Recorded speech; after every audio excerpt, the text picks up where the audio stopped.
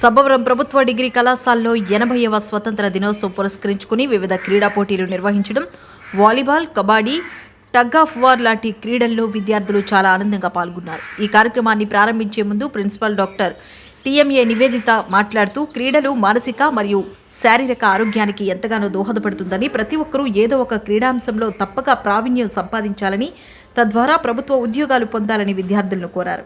ఈ కార్యక్రమంలో కళాశాల అధ్యాపకులు captain N Ramakrishna, doctor G Narayanamurthy, doctor Palla Rajalakshmi, doctor Ganesh, Jami Ganesh, doctor M Ratnaprakash తదితరులు పాల్గొన్నారు.